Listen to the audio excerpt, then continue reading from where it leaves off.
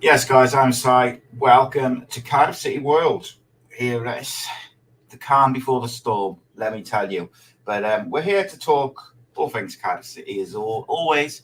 It's Sunday night, which means it is the breakdown. So, what will we break down? Well, let's talk about what we should expect from next year, what we hope from for next year, some of the latest news, and a few little interesting tidbits about Nat Phillips and some other bits and pieces. Um, and I'll talk a little bit about what, like, some whispers going around about the Bulut thing. I think things are starting to move along now, finally. But I mean, it's Cardiff City, so you can never say for sure.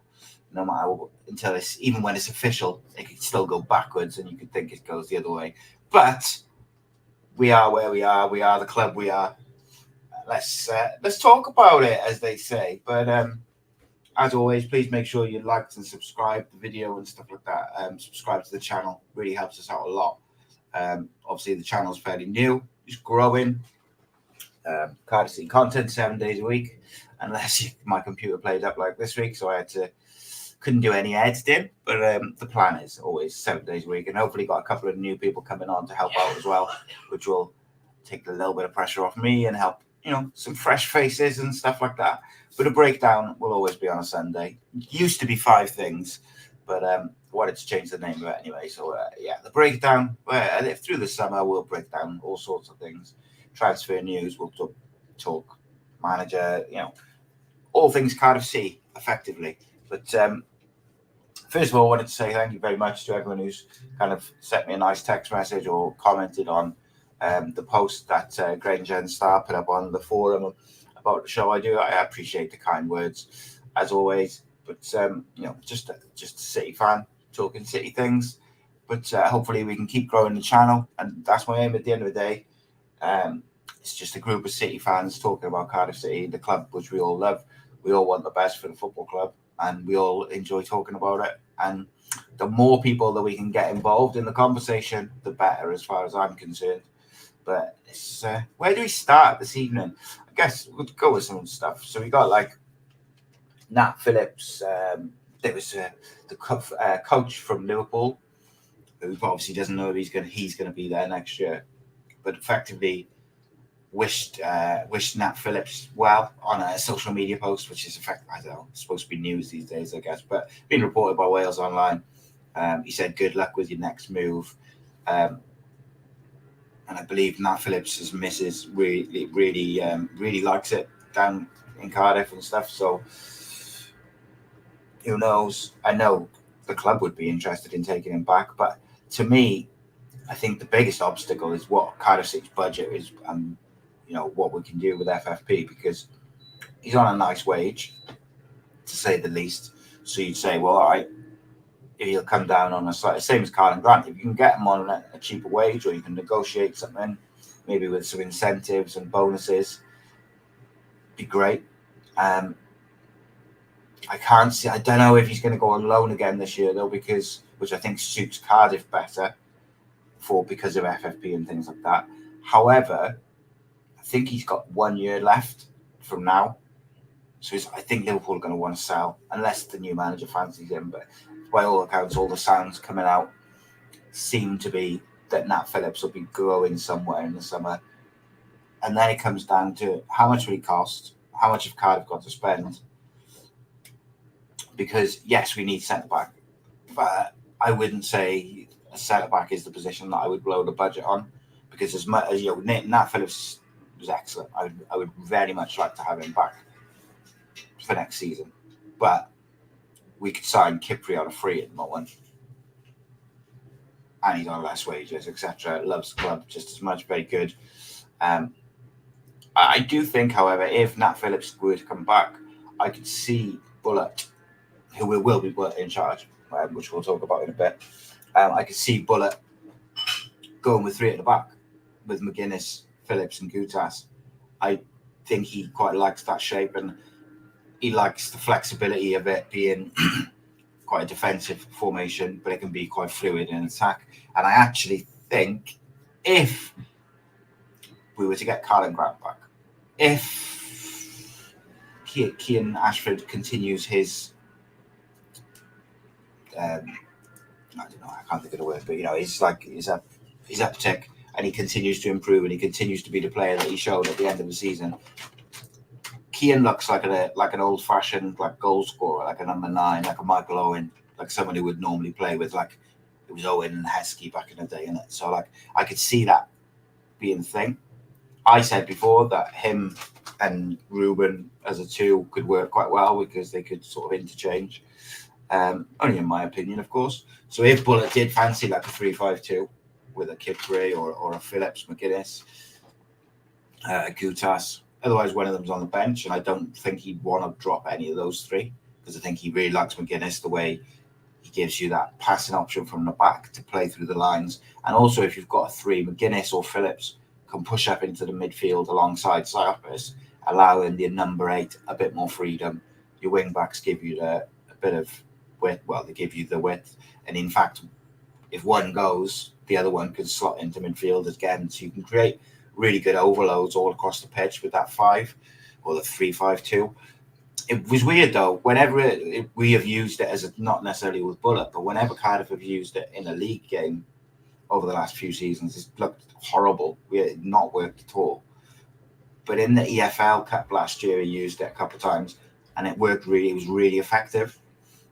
It's a way that you can create overloads, like I say, in the middle, still have your width, but also play 2 up front. So it's all I can see why certain managers like that flexibility, because it allows you to slot in as a 5 if you need to defend. It allows you to be more attacking if you need a goal. So I do think it's an interesting option. Cardiff are going to have to raise funds, so there is always the chance that someone like McGuinness could be sold. I hope not. I really think I love Cardiff to change history a little bit and not sell these players in their early 20s, mid 20s, or in their peak, and hold on to them a little bit and use them to build the squad around and push forward. But we know Cardiff have got a history of selling their sort of young quality players. NG's going to go.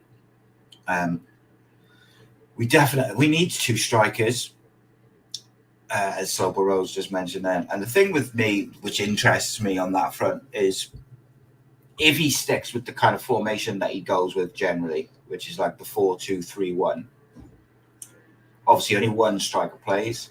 So the ideal, in my opinion, is you sign an out-and-out number 9 who's going to score you goals. So let's just, as an example, I'm not in any way saying that it'll be Kiefer Moore or that we want Kiefer Moore or whatever.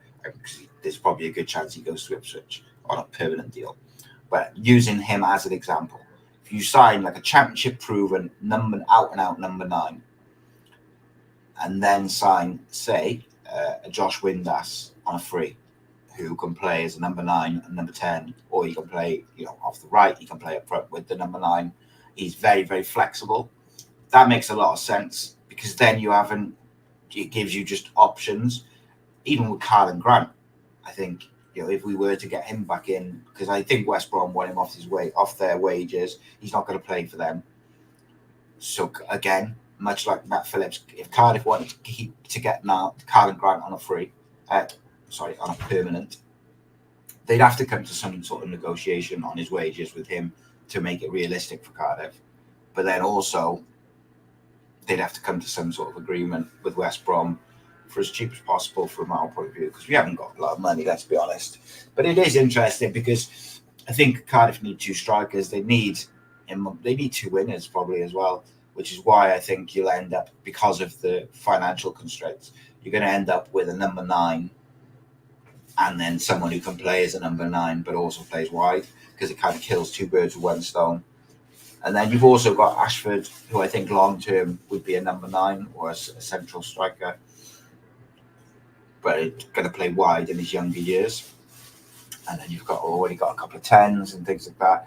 I think we need a left-back anyway, in my opinion. Obviously, we'll need a right-back if Perry NG goes.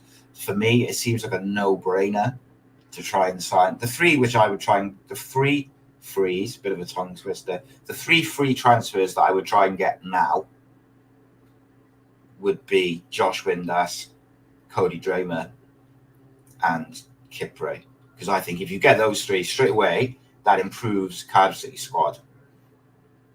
You've got a really top quality fullback. You've got a solid, really good centre back who knows both of them know the club. And then you've also got Josh Windass, who's very versatile, scores goals in the Championship, creates goals in the Championship, and they're all on a free. So you've got 3 players in without spending any money on transfer fees. Then you've got to act fast with these. The best free transfers are going to go, and they're going to go end of June. They'll be already done. We have to act fast, which means we have to get the manager sorted, and then the board and the owner. The owner has to be engaging with the board and okay in these deals. He can't be unavailable, and he can't be in a world of his own when Cardiff's just over there. He's got to be on it to make these deals, get him over the line quickly. We absolutely need the number 8. I think particularly if Bulut is the man, which is looking more and more like that's the case. He doesn't seem to fancy Turnbull as a number 8 alongside Siopis as much as I would like to see it, and I was impressed by it when it did happen. It only happened for about half an hour in total towards the end of the season, and that was probably through circumstance rather than his choice. Rolls will play some games, and he'll be the right choice for some games in some situations, but we need someone who can inject energy, can be quality on the ball, can be aggressive, can work hard. Everybody knows who I think it should be. It's a bit of a long shot, but I still think that it's a doable deal, and that's Jordan James from Birmingham City.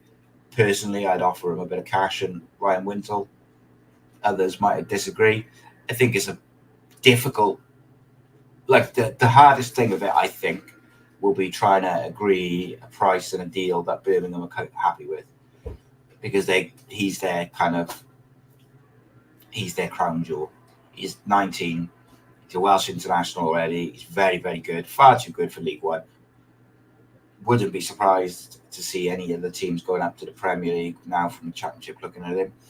And that's why Cardiff must act fast. I know they had rough conversations with him or with his people last year about potential for it. So they've got a contact there at least. So, in my opinion, get it over the line, because he is the perfect player to play alongside Siopis.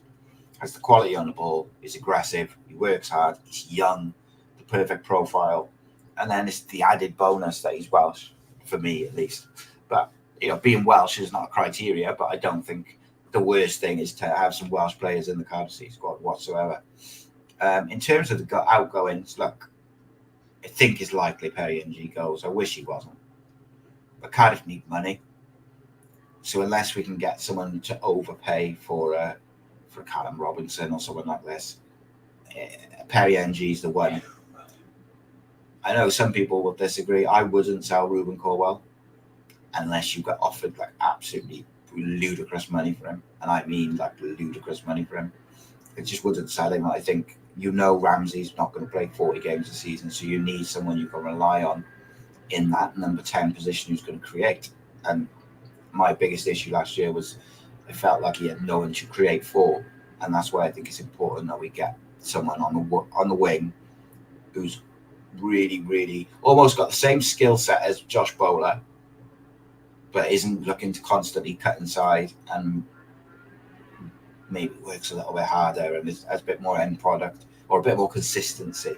Josh Bowler was very capable and had a lot of the attributes that I'd want. I do wish they'd have played him on the left, because I think that could have worked a little bit better. In terms of the Bulut deal or not deal or whatever you want to call it,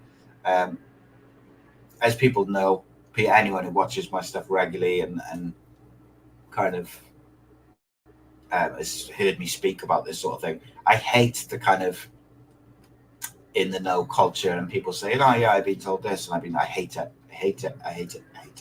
But I do hear stuff. I do get told stuff. It's just a fact. I know people at the club. I know people around football and stuff. And I've heard some stuff. And I heard last week of someone who I've been speaking to as a friend. And I'm not going to name him just because I don't know if he wants to be named. But he's posted about it anyway on Twitter. But he had said he'd heard that the Bulut deal was pretty much done, and then Saturday night I had a text and said it's all but done, kind of just waiting on the final details, or not even the final details. It was pretty much signed. It just needed to be announced and stuff after the bank holiday. And then I had another message off him just before he went live and said that that's pretty much the same as what I'd heard. So there is whispers going around that the Bulut deal is now done. I've heard he's back in Cardiff as well. I don't know if that's true though. Well, like I said, and it's like silly season as well, isn't it? But like the person on Saturday night who told me has never ever let me down and never given me sort of stuff that hasn't panned out to be true. But like I say, I hate that kind of in the know culture, so I'm not going to go and say, this is going to happen. It's Cardiff City at the end of the day, so it could all fall through. Sounds like the final thing is the owner just sort of ratifying it all. Is what it is. Like, I think it's a bit ridiculous that it's taken to the 26th of May to get sorted, but there is reasons for it on both sides. I think. Sounds like Bulut wanted some reassurances about the length of his contract. Sounds like he wanted some reassurances about what budget he was going to be working with in terms of getting players in. And I think the club, look, people might disagree with me with this. So in January, we brought in Howverth, Turnbull, and Jeju. I think that was a good sign that the club want to back the manager as best they can. And I'll tell you why. So Howverth, a proven championship keeper, we needed a keeper. It was a good signing. Turnbull comes with a big reputation, spent a bit of cash on him, got him permanent. It's a good sign. I would like to see more from him, but I would also like to see him play a bit deeper. And then even the Jeju one, which I don't think the manager wanted, I think it was kind of thrust upon him. I think that was the board kind of saying, right, we couldn't get the strikers you wanted, whether it's Kiefer Moore or Illich or Besiktas, some of the others we got linked with. I think it was there, like they were saying, like we want to back you. Here's a striker who's scored some goals in the championship. Like they almost did what they could do. Now, was it a good signing? No. Did it work out? Probably not. Well, no, it didn't. He was not good. But it was encouraging that they didn't just, we didn't get your targets and that was it. Like they tried to give him a striker. They recognised he did need a number 9 so maybe that's me just trying to look at it from a positive aspect. I don't know. But at the very least, we need a full-back, a centre-back, central midfielder and two strikers and at least one winger, probably 2. In terms of outgoings, I think Perry NG, I think, is a high percentage that he goes. I think once to get a midfielder and we've got to release a midfielder, get rid of a midfielder. So I think Joel Colwell may go on loan, and I think Ryan Wintle probably is the one to go. Because if you look at it, Turnbull only came in January. Rawls has just signed a new contract. Psyopis has obviously come in last year and is Bulut's man. It's like Wintle's almost like the odd one out, I suppose, unless they sold Ruben Corwell, but that would make no sense to me whatsoever because I don't think anyone else has been as good as him in the number 10 position. So I would like to see him in that position now that he's established with an out-and-out striker and some good quality wingers. I would be quite happy to see Ashford playing off the right. But also, if we can't be expecting Ashford to play 42 games next season, he's young and learning, so he's going to dip in and out of games, and he's going to have a couple of good games, a couple of all right games. He's going to be a bit up and down because he's young. Like, people banging on about like Kobe Mainu and Adam Wharton at Palace, like they're young, and even this season they've had a little dip. They've had the odd game where they haven't been as effective. Obviously, they've been very effective in big games, but my point being, at that age, you don't get consistency, and they're top players, by the way. And Keane, I think, has got the ability to be a really good player, but you can't. If we're Cardiff City and we're expecting him to play 42 games in the league plus, cup games, and expecting him to just be banging it out at 8 out of 10s each week, I think we're kidding ourselves. Now, would I like to see him get lots and plenty of game time? Yes, I would. I think he's really, really a bright one for the future. And I think this season he could establish himself in the same way that Ruben did last year. And I really hope he does, because I think he's a top player. He has the ability to be a top player. Who else do I think we can sell? Well, I think Callum Robinson is an obvious one to sell. Falling out with a manager, particularly if the manager's now coming, signed this long-term contract. Sometimes it just doesn't work. I've mentioned a lot recently about, sometimes a club is just right for a manager, a coach, a player, and then when they go elsewhere, it doesn't quite work the same. Sometimes it's just a big fit. And I just think that with Callum Robinson, it just hasn't quite panned out. I would have liked to have seen him play at number 9 this year, actually, when he was fit and available. But sometimes managers just don't fancy players. But I do think there's clubs around who would take him. He's another one, I wouldn't mind slipping in an offer like him and Wintle for Jordan James. See, like from a Birmingham point of view, they'd be 2 great signings to get back up next year. So maybe that's something which we could do. But you've got to be clever. And that's where having a director of football or a technical director and that football structure of football people, that's when those little deals can be worked out. But it's interesting. I'll go on with some of the players like maybe potential outgoings in a minute. Just want to have a quick look at some of these comments. Slobberow says you need Slobberow Blue says you need a centre midfield, 2 wingers, 2 strikers, centre back, left back, right back if Perry NG goes.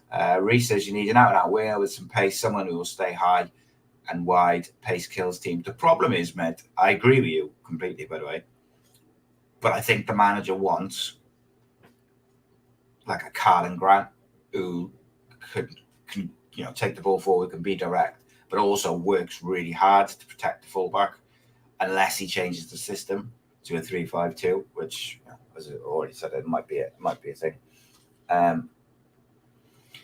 It's difficult because we haven't got loads of money to spend, and this is why I think it's so important that we hit the ground running with these free transfers, because there is some really good free transfers. There's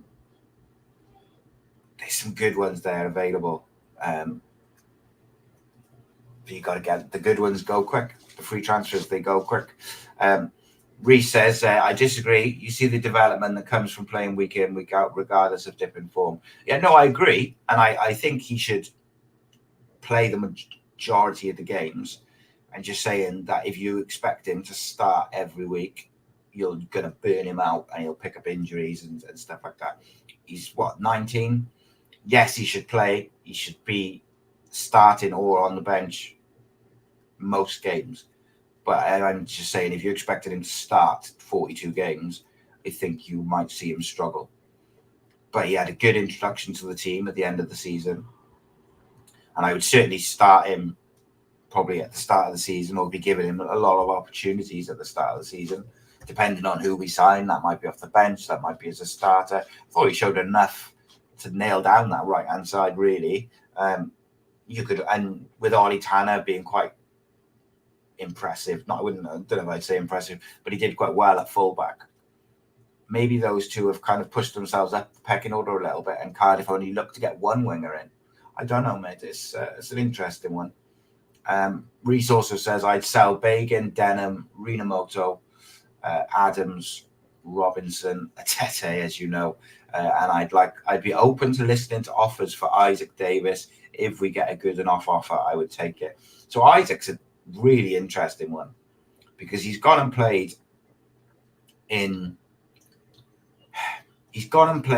Belgium second tier, and he scored goals. In fairness to him, he's played pretty much most games.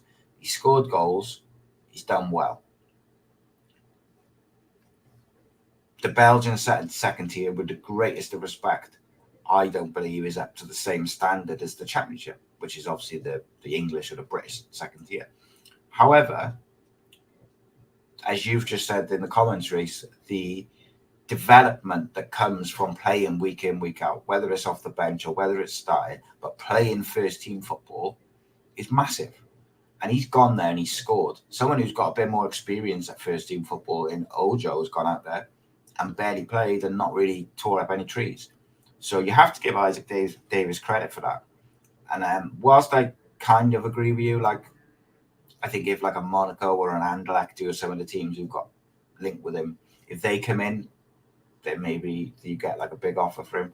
But to be honest with you, I would absolutely think Cardiff City would be mad to sell him before they have a look at him alongside the rest of the first team and pre-season, because we could sell him and he could go. Imagine we sold him for whatever, $1 million, 2 million, and then he goes to Monaco and he's tearing it up in Ligue 1.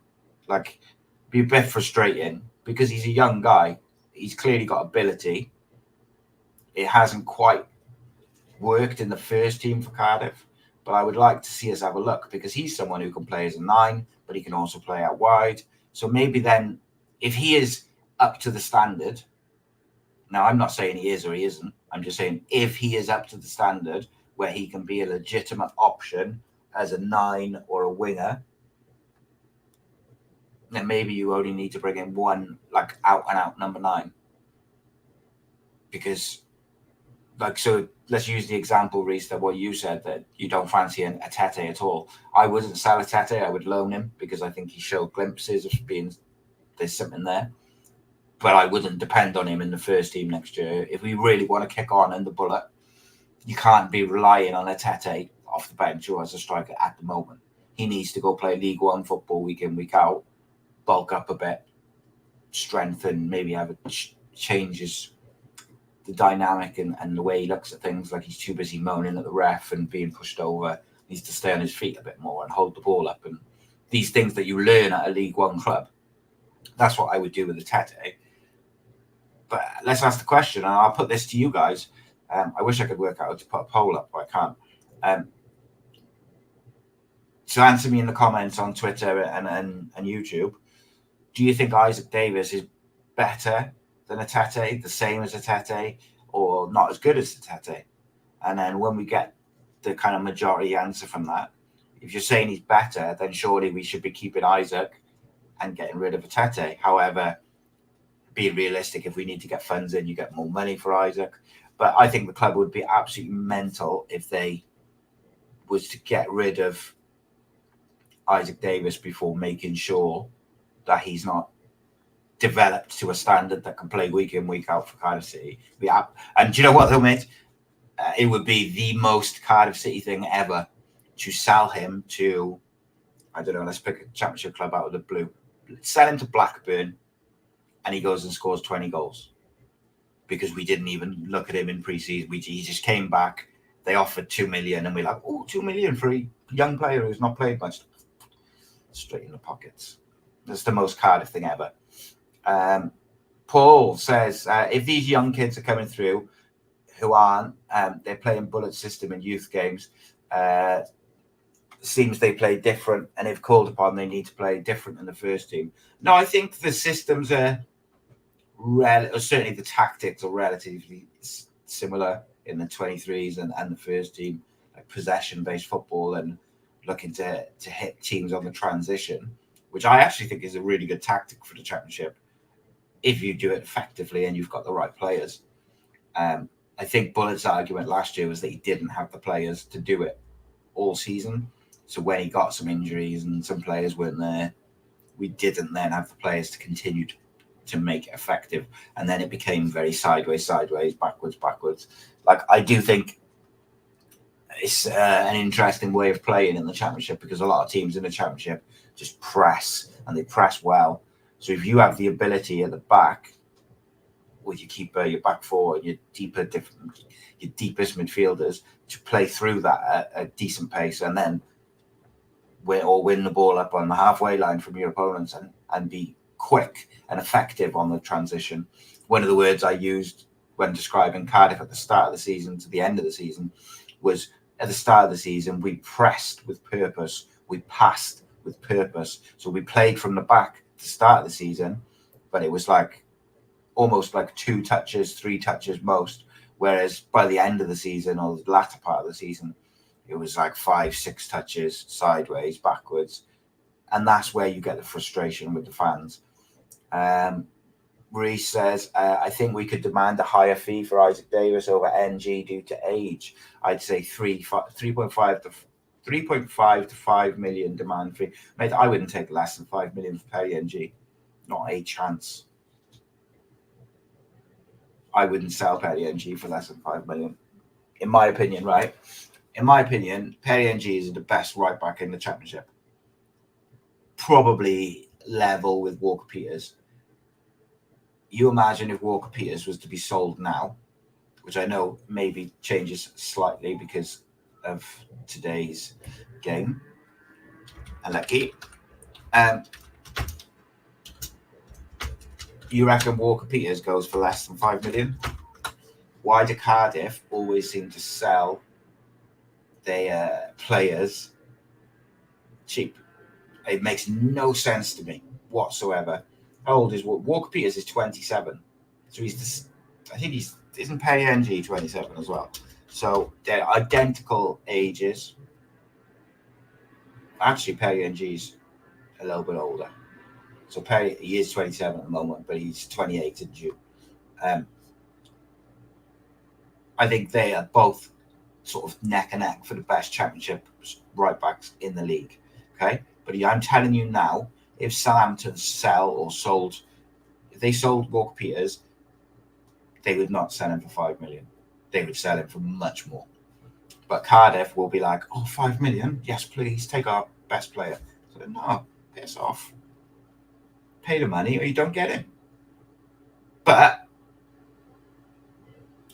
also part of it will come into if he wants to go. If he's pushing for a move and stuff like that. I have no idea if he does. Obviously, like research there, you've got to factor in remaining contracts and like how long they got left. You are right, there's an aspect of can we afford to turn down 5 million? But my point is we shouldn't be selling our best player on the cheap. Do you see what I mean? Like, yes, we need money and we need to get money, sell players to buy players. But that doesn't mean we go and sell Perry NG for 2 million, in my opinion. Let's have a look. Some of the comments about. I asked the question: do you think Isaac Davis is better than Tete at this moment? I think Isaac Davis is better than Tete. His work rate is outstanding. I'd love to keep him and see him kick on. However, I think he's probably one of those ones who could command a high fee. Yeah. Well, there's a couple like that, mate. I think Mark McGuinness could command a decent fee as well due to his age and the profile of player and the type of player he is. I could see like one of the teams who've gone up looking at him because he's good on the ball. Centre backs who are good on the ball but also really strong defensively. They are not like they're not everywhere. And I could see someone coming in testing the waters with a couple of million. Makes a lot of sense to me. But I really like McGuinness. I thought he really that loan last year or the year before last done in the world of good, and he looked quality last year before his injury. I was very impressed, I have to say. It'll be interesting what Cardiff do with the outs, because look, I think there's a couple of outs that they need to do for other reasons. In my opinion, there's a couple of players they need to get out of the squad to make sure there's no issues within the dressing room. Now, that's not to say those players have done anything wrong. It's more that for whatever reason, they're frustrated, maybe they're not getting the side. We all kind of know who they are. They've clashed with the manager or they've been disciplined.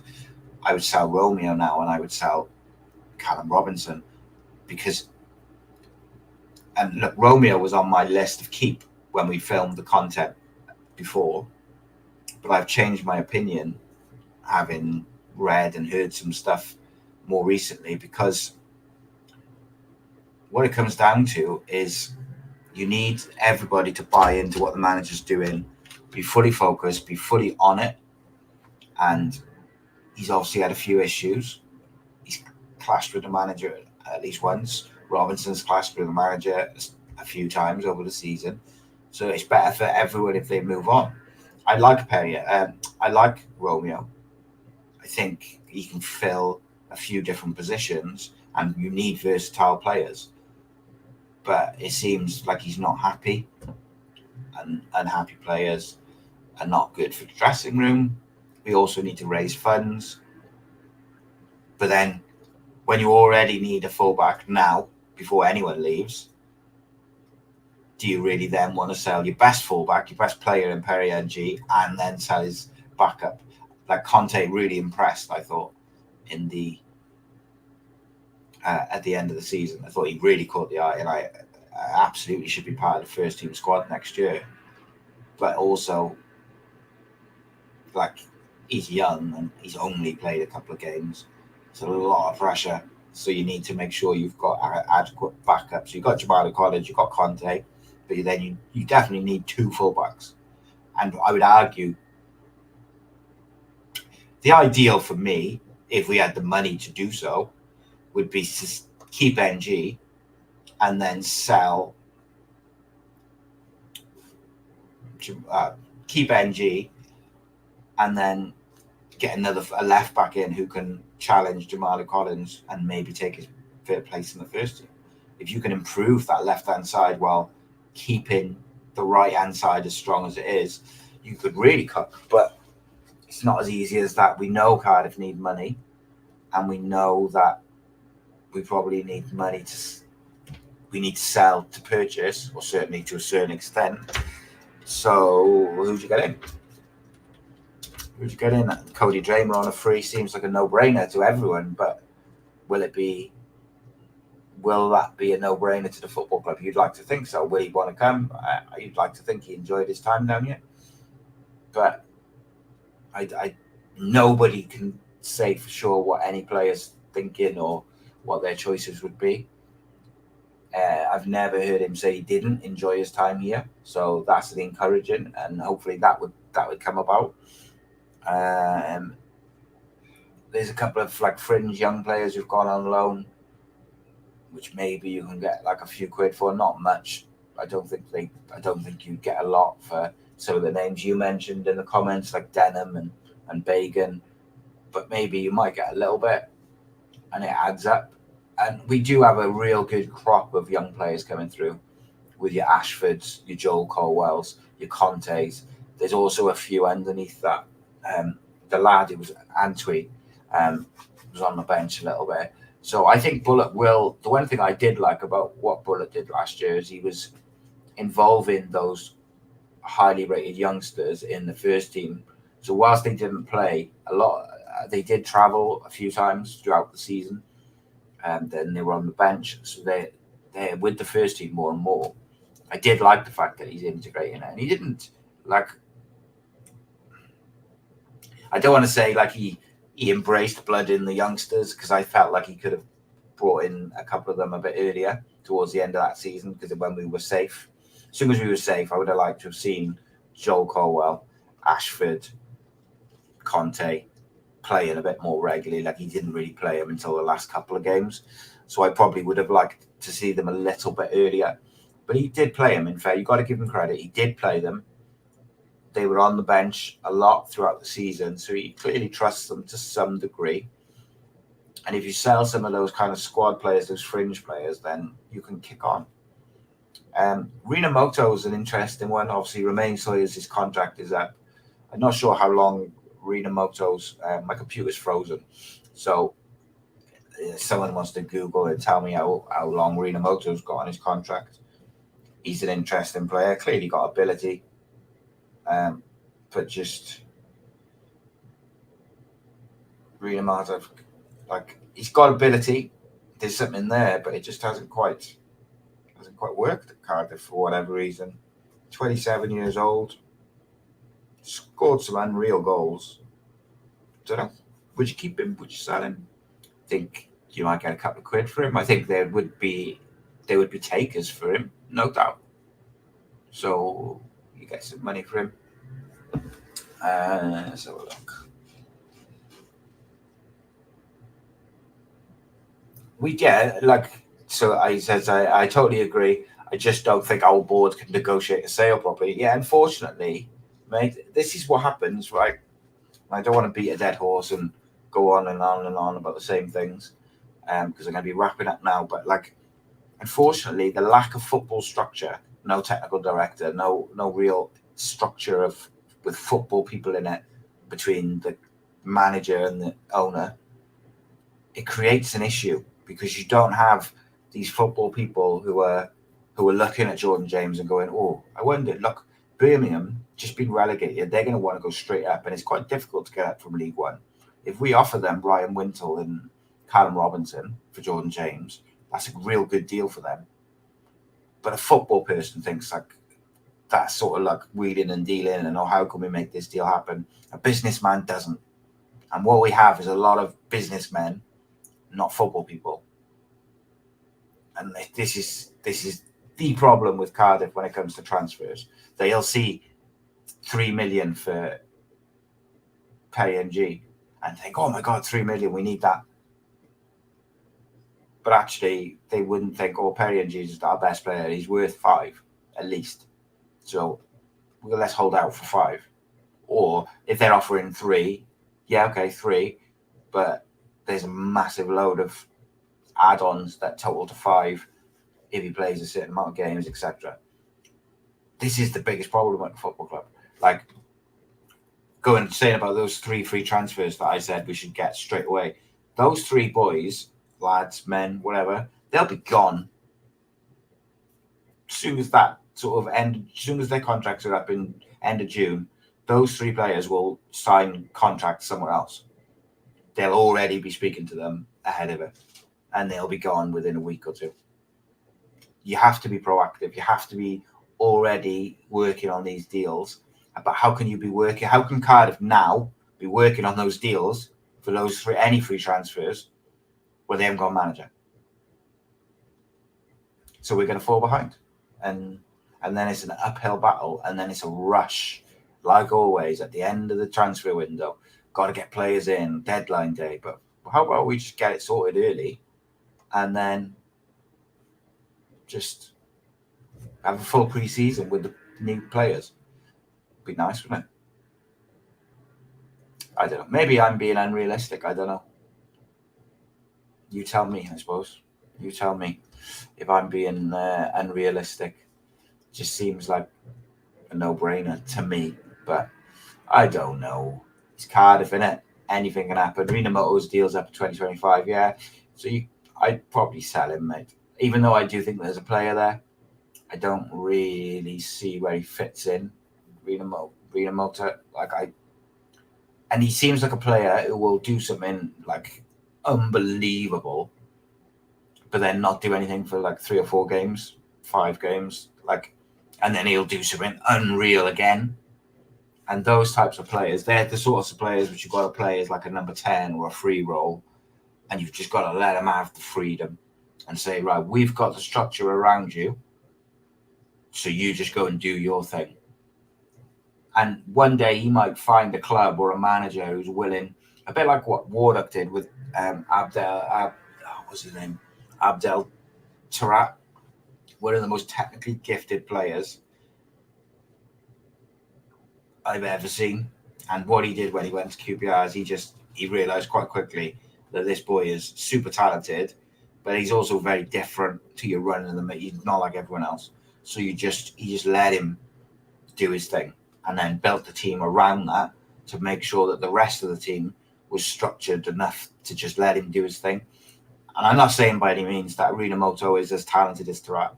I'm saying I think, or he gives me the impression that he's that kind of player who needs that bit of freedom to just go and kind of express himself. I think he's super talented. I don't think there's a place for him in this current Cardiff team, particularly with this manager.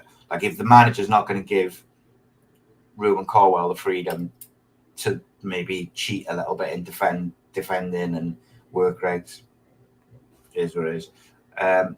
Recent Paul saying, I think you've been unrealistic. You're expecting the club to be run properly and effectively.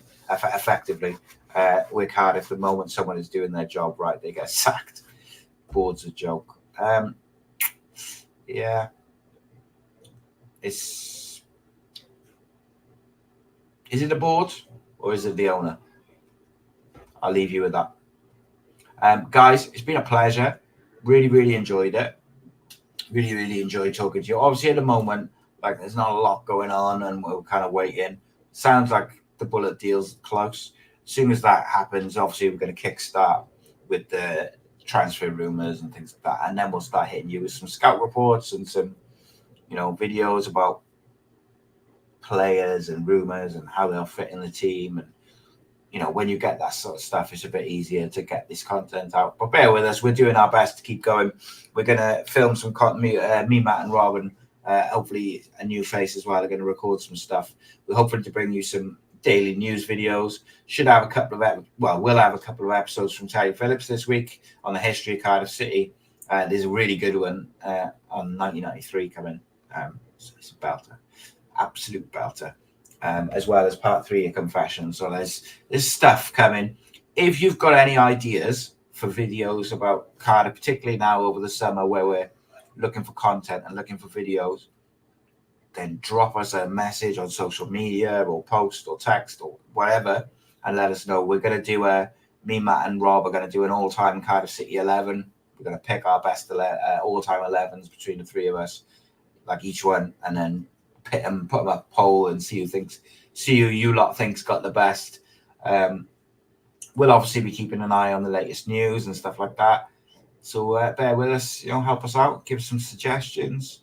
We're all Cardiff City 7 days a week, by fans, for fans. If you haven't got your tickets for Joe Ledley City Legends event presented by Ace Podcast Nation at Splott Cons on the 6th of July, the tickets are only £10.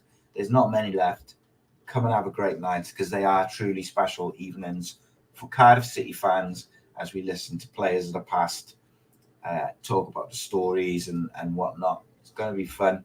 We also might be doing a round table show, which features a table of Cardiff City fans who are Ace Podcast Nation members, and kind of film that as well. So we got like a few ideas, but it's all good in the hood. Take care, my friends. We'll be back tomorrow. If you can't be good, have fun. Nice one.